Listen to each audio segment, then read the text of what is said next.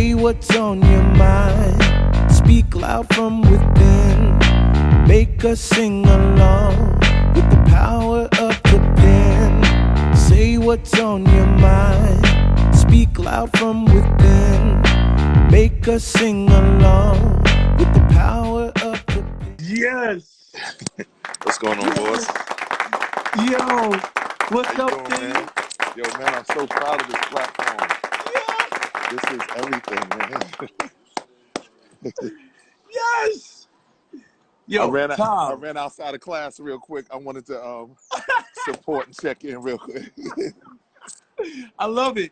Yo, congratulations on the new project. Yo, The new man, thank project is you. called Brand New. It is. Thank you so much, man. You talk to us, man. So, like, what was the process creating this new project that you just put out? It felt like forever. I will say that. I was taking my time. I'm pulling stuff together, still developing, what I wanted as a sound and what I wanted as a message, and trying to be the best messenger I could. Took about a little over 10, 11 years. And we just kept moving stuff, saying no to stuff, saying yes to stuff, and just moving. But it's been a good creative process. It will never have to take this long again. Right. But yeah, it was good for me. So, okay, so that's really important, though, that you said it took that long.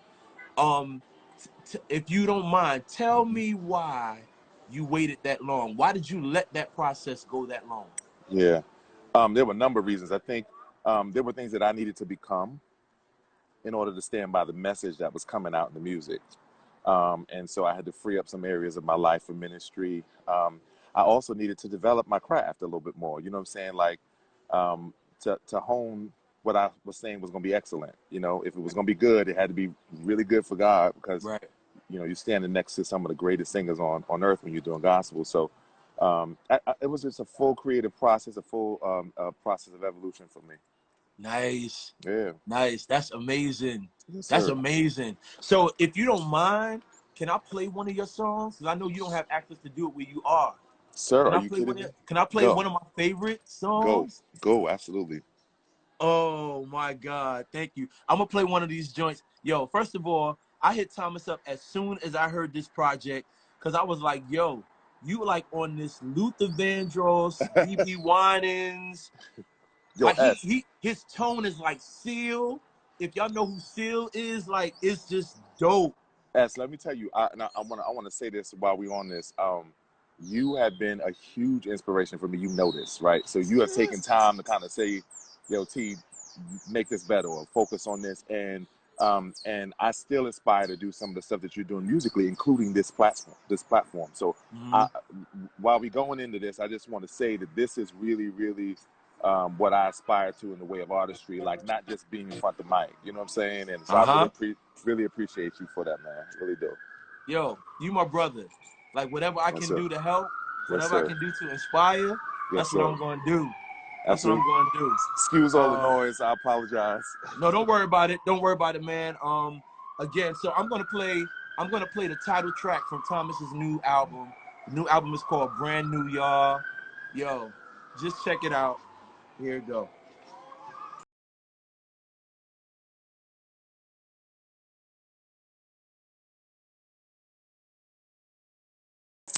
Sir, I appreciate that. Y'all give Thomas some hearts, y'all. Y'all give Thomas some hearts. I appreciate Check out the album. The album is called Brand New. It's how many songs is it?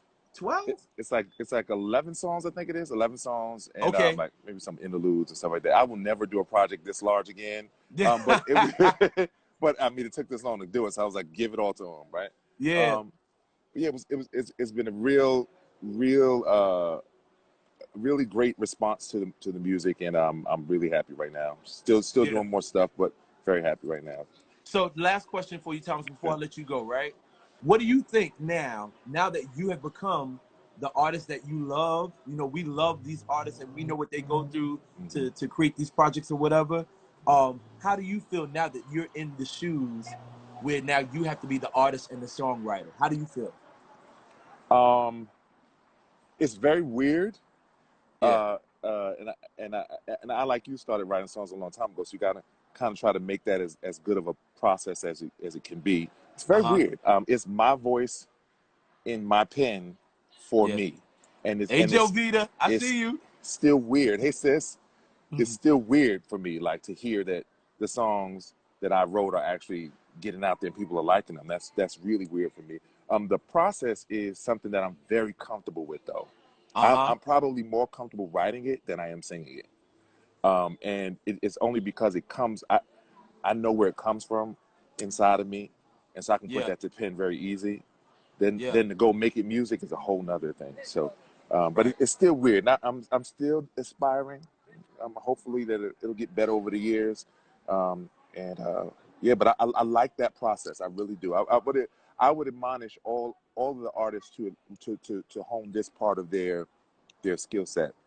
Not just allow, Songwriting. yes, not just allow someone else's words to be your music, but to really Mm. tap into who you are and birth from that place. We as creative need to go in and kind of see what's in there, what our full giftings are, not just the singing at the mic, you know. I love it. I love it, man. Yo, Thomas, thank you so much for checking in. I Yo, want you to get thanks, back to man. class. I don't want Yes, you to sir. mess up. We got to be good Yes, artists sir. and students. I'm saying. Amen. All right, boss. We'll check in later. That's what's up. God bless, Thanks, man. man. God God bless. bless. Yo, There we go. my brother. What's up, brother? Yo, ladies and gentlemen, this Huh? is my nickname for him is Stan-tastic. Oh man, what's going on This with is you, eh? Stan Jones. This is an amazing songwriter, producer, like singer. He can sing his face off, like all of that. Stan, what's good, man? I'm just trying to catch up with you, brother. That's all. Whatever. That's all, man. Whatever, man. You Thank know you how so we much for roll. joining in, man. Yeah, There's some man. people Had here. to. People been asking questions. They've been talking and throwing questions at me or whatever. So I want to talk a little bit about you and your journey as a songwriter producer. So just tell us a little bit about who you are and what you've done and some artists you may have written for that you have written for. You know, this is always like weird for me, but I've written quite a few songs for gospel and a couple of other genres that we're but it's been cool. I've been able to, very fortunate, blessed to write for gospel artists all the way from the traditional and quartet to all the way to contemporary, urban contemporary choir and like Yeah. mass choir and Mississippi Mass. Mississippi Mass, Williams Brothers, the Canton Spirituals. Yeah. Also Trinity 5-7, Marvin Sapp, Yolanda Adams. Come on. You know, Come some on. other great ones. It's been a blessed life, seriously, because you know, being a writer yourself, like, you know, you just have these dreams and aspirations to do what you are fans of. Like we were Right. fans of, I was a fan of people like Commission, you know, the wine and seeing these people like do this thing called gospel, and I was like, man, I would love to be a part of that. You know what I Yeah. mean? But now here we are, you know, these people who were such fans of, like, they're also friends. You know Isn't what I'm that saying? crazy? So, yeah, it's Isn't that crazy. crazy? Yeah, man. So Stan, let me ask you this. Like some people were asking some questions to me, and I'm going to turn around and ask you some of these questions too. What inspires you to write and more specifically write but create music? For me, it's it's the therapy of it all for the people. For me, that's what keeps it in the right frame of mind for me, because I know where the focus really is. Who am I doing it for? I think that's a lot of problem now with some of the music that is being created, because a lot of creatives now are so self-centered. Yeah. Like they want to do it for themselves. I think this is cool. No, this is all of service to the people and writing material that is a blessing and suitable for them. I Yeah. think what changed my life at one point was I wrote this song for Brian Courtney Wilson called All I Need is a Touch from You. I remember. So I wrote that for him. Yeah. And long story with that song, but he actually heard the demo. I didn't cut the lead track to it, but I was like, man, I'm telling you, this is a song, and he couldn't hear it. He was like, I don't think I want to do it, you know. Uh-huh. And I was like, okay, I think it's a great song. I think it could do very well. He was like, it's not really fitting me. I was like, okay, cool. So I demoed the song the night of that he told me he didn't want it.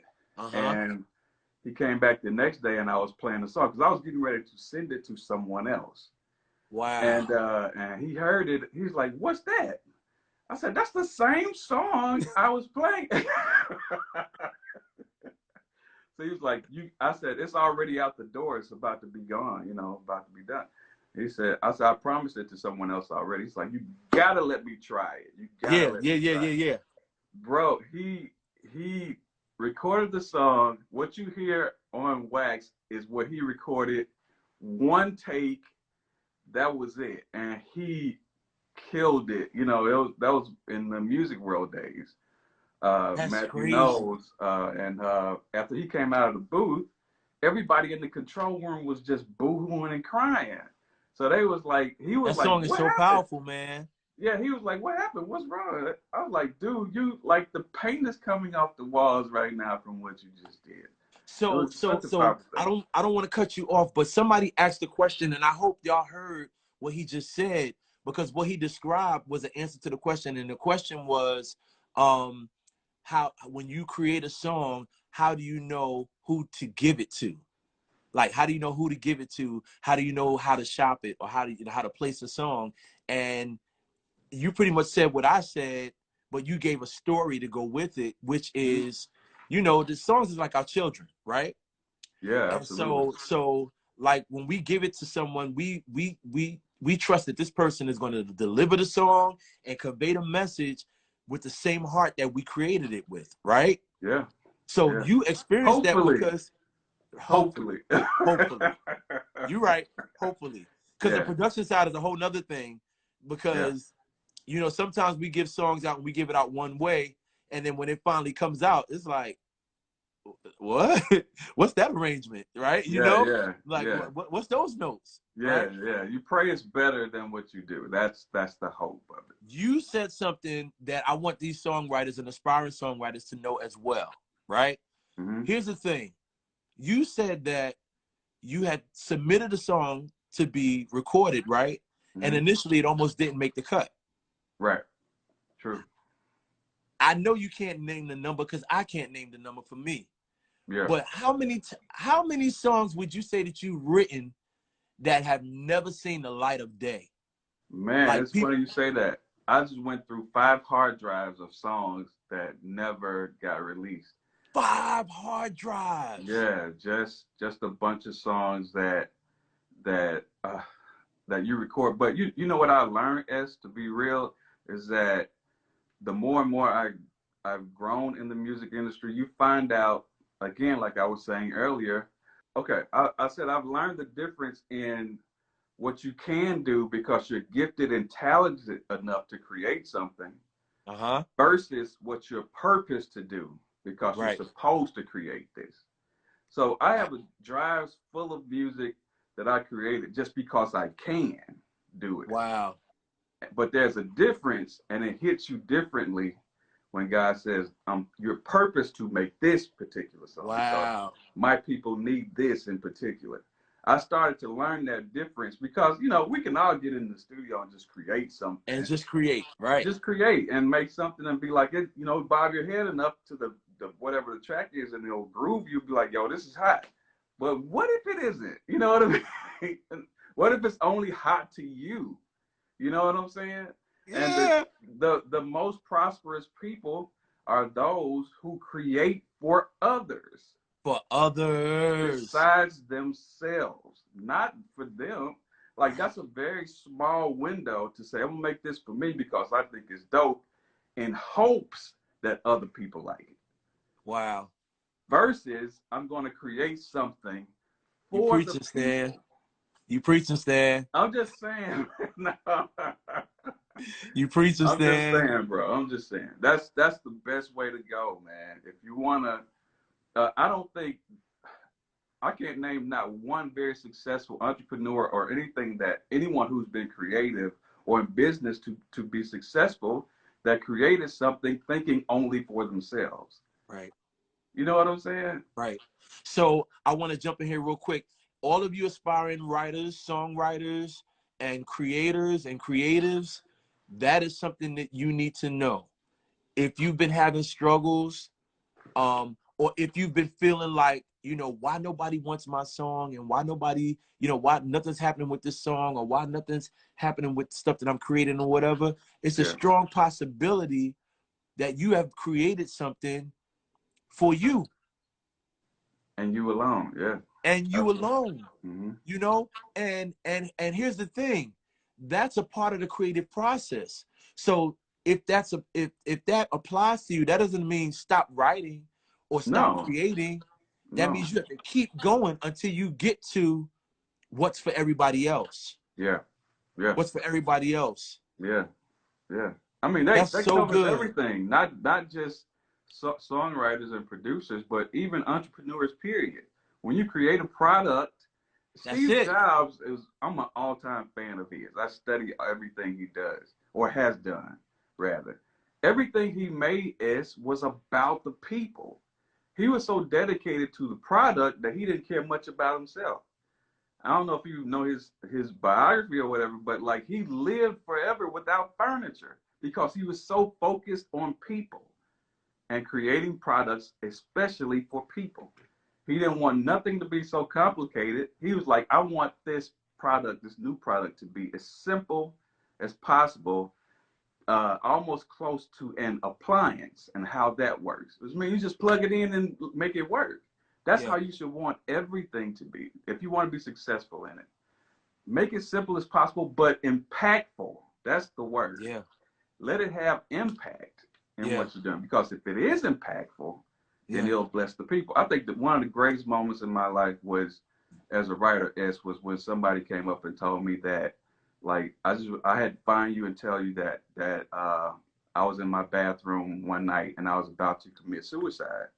And she was like, she took the pills out of the medicine cabinet and had them in her hand, like a handful of pills to take and in her life. But she had the radio on in hopes that something would help her change her mind. Oh my God.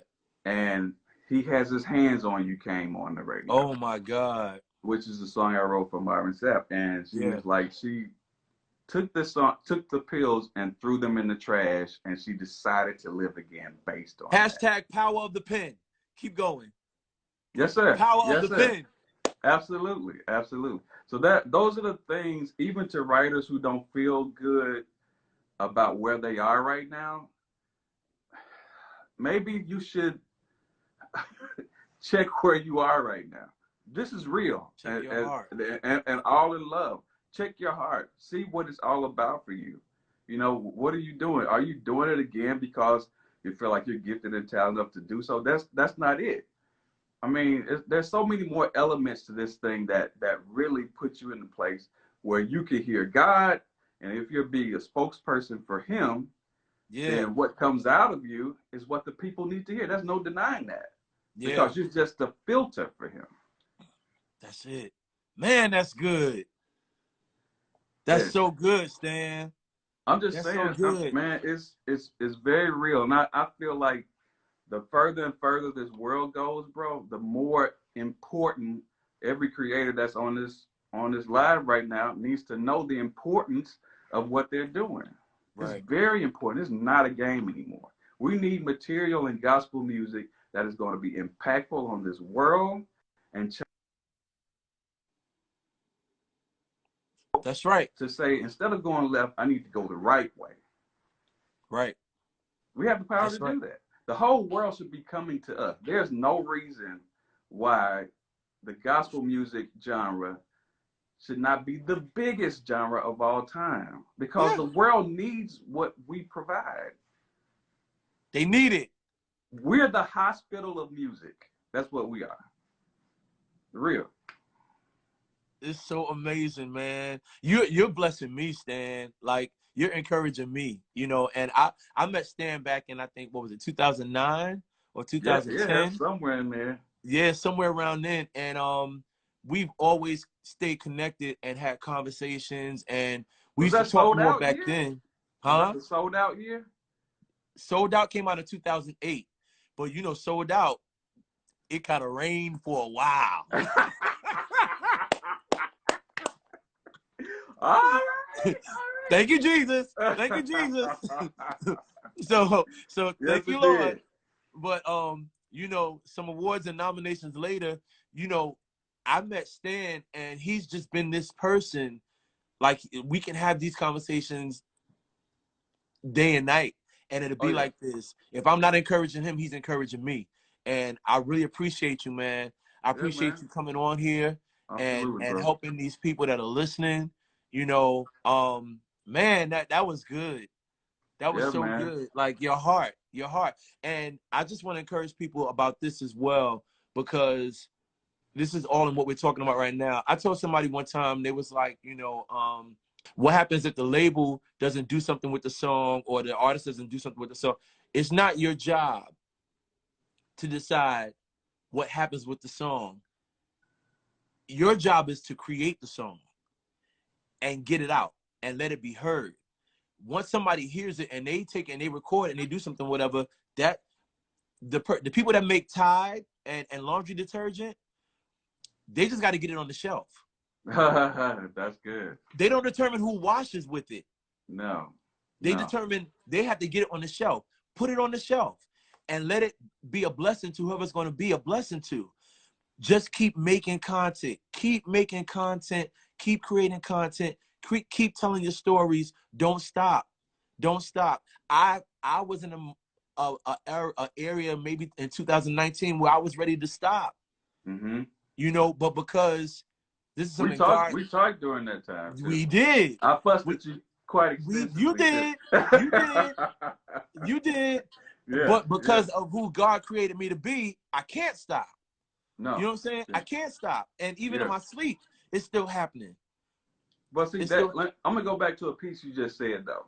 Getting it on the shelf is a much larger thing probably than what you realize you just said.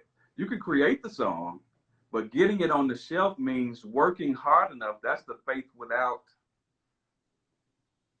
work part. That's the work part. So the faith that you believe that this song is great, getting it on the shelf is the work part. All right. So what do I have to do to get it on the shelf? That means getting your song to every potential person who yeah. may be able to do that song, Yeah. so it can be sold by the consumers or be bought by the consumers. I mean, That's so right. that's the work. You have the faith. I believe this song is good. I'm gonna create it because I think it's good. Getting it on the shelf is the work. It takes a Yeah. lot to get any Yeah. That's product the on work. any shelf anywhere. If you understand what I'm saying. Uh-huh. So Yeah. so I'm gonna tell you a quick story. I wrote a song at one time and I pitched it to the Williams brothers. That was on a record that was a pretty big record. Melvin thought Melvin was like, I don't think this song is really good. I don't think it fits. I was Uh-huh. like, okay, cool. So I walked away kind of disappointed because I felt again that it was a good song. But I played it for the right person. I didn't know it was the right person until the fruit came afterwards. That's Talk how to I us. knew it was the right person. So I gave the song to the Ken Spirituals. It Uh-huh. turned out to be one of the biggest songs that the Ken Spirituals had. It was called "I Recommend Jesus." Come on. Come on. I It's love the your right support that. person. It don't have Yeah. to. Don't be discouraged because sometimes God is saying, even though you might want it really really bad to happen, but He like, nah, that ain't where it's supposed to go. And you got to be cool with that. And And you you have to be also cool with that. you got to be cool with that, and you also have to be so cool that when you look in the mirror the next day after being turned down, you have to have that belief system within yourself and say, I know that there's something to it, and press on and keep going further. Amazing. That's what it's about. Amazing. That's and I'm gonna tell you this too. I hear a lot of people talking about about arrogant people. But to be honest, I give some people passes, bro, because you don't know their backstory. Yeah. Or what it took for them to become who they actually became. Kanye West is one great example. Do you know how many times this dude was turned down? Listen. Like, bukus of times. In his story, he played Jesus Walks as is for every label he could possibly get to, and they blatantly turned him down. Oh my God. Only to win a Grammy eventually for the same song. Come on. Who somebody said, okay, I guess we'll give you a shot and see how it goes. We don't really believe it, but we'll see how it goes. Now this dude is potentially one of the most wealthiest people in this. Come on. Persistence is everything. It's everything. Everything. It's everything. You can't give up. Yeah. You can't give up.